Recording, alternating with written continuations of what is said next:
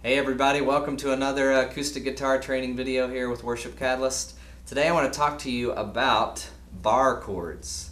This is really something you need to learn to take your playing from kind of a beginner intermediate level to the next level, to where you can play in lots of different keys without having to add a capo to your guitar. Basically, your pointer finger becomes the capo in this case.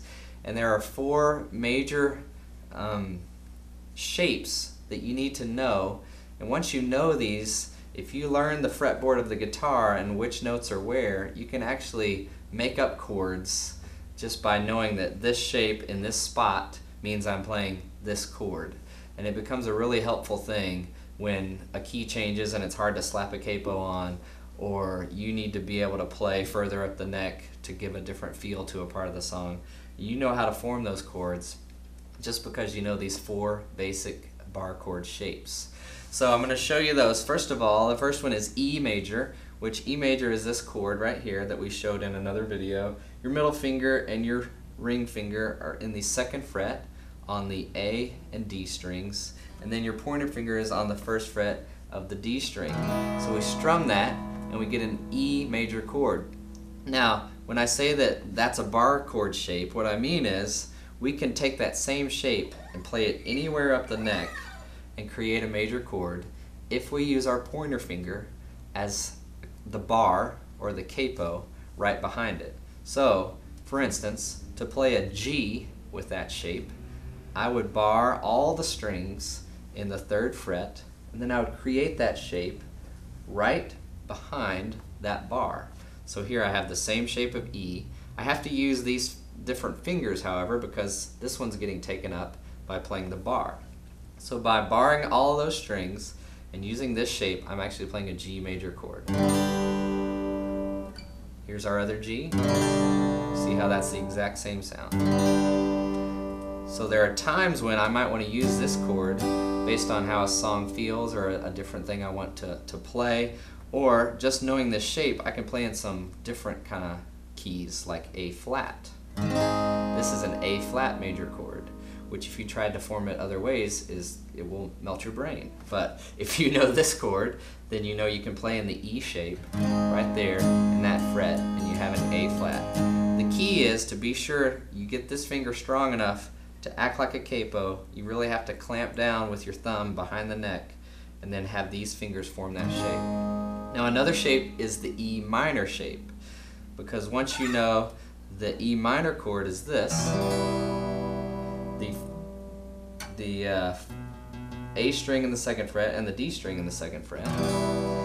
If you will bar behind it, you can form all the minor chords all the way up the neck. So we've got E minor, then we'd have F minor. So I'm using, for me it's easier to use my ring finger and pinky finger. Some people do this. It's just whatever's more comfortable for you. But that's an E minor. Again, it's the same shape, and you'll notice since we're in the second fret with the E minor shape, when we bar, we need to be 2 frets away with that same shape for the chord to sound right. If we did this, that's not it. So F minor, then we go up a fret, F sharp minor, and you can just go all the way up the neck with this shape, forming new minor chords, to where this is actually a C minor. So if you happen to be playing shapes that are way up the neck and you need that minor chord, you can form it way up there. So the bar just becomes like a running capo that you can use with that same shape. So the same thing with the E, E, F, F sharp, G, G sharp, and just going right up the neck that way. Now the other shape that's important, the other two are from the root of A. The A chord, which is those 3 strings right in the second fret, the D, G, and B string right in the second fret, and similar to the E minor, we would bar and then be 2 frets away with the shape of the chord. I talked about this one a little bit when I was talking about the key of E, because this is the one where I flatten my finger, my pinky, and do 3 strings at once. Some people do it like this. Again, it's whatever's more comfortable, whatever works for your fingers. I have found this over the years to be the easier way to do it. So again, I have that A shape, and I'm fretting every string with my pointer finger to create the bar, and then suddenly this becomes a B. And then there's a C, C sharp, D, D sharp, and you can just run that shape up the neck of the guitar, and that's what a bar chord is. And the final one is the A minor shape, which is the same as the E, just drop down a string. So in the second fret you have the D and the G string, and in the first fret you have the B string to get that A minor shape. So for instance, to play a B minor, we would create that same shape using these 3 fingers, so that this one is free, again, to make the bar, and it starts in the next fret next to our middle finger and creates a B. Now with these 2 shapes, the A and the A minor shape, we're only playing 5 strings. We're not playing this biggest string up here, so you have to be careful of that.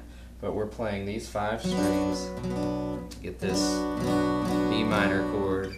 There would be a C sharp minor chord. So knowing these chords, then you can play pretty much in any position on the neck. So if I wanted to play in B, I would find the root on this E string, and you can just count like a piano: E, F, F sharp, G, G sharp, A sharp, B. I was actually in the wrong spot. Oops. So then you can play this chord if you're playing in B. And to get the E you need, you can drop down to the A shape. And then to get the F sharp you need, again, you're right there. This is extremely a difficult thing to do, but if you needed it for the music, you'd be able to play on any spot. Or you see a chord you don't know how to form, if you know where the root is and which shape you need to use, you can play in lots of different places on the neck. And that's the basic idea of a bar chord. Your pointer finger becomes like the capo so that you can form the shape right behind it and change the key that that shape normally plays. So good luck with that. Do a lot of hand strengthening, and you'll be really excited about the flexibility that'll be able to give you in all kinds of keys as you learn it.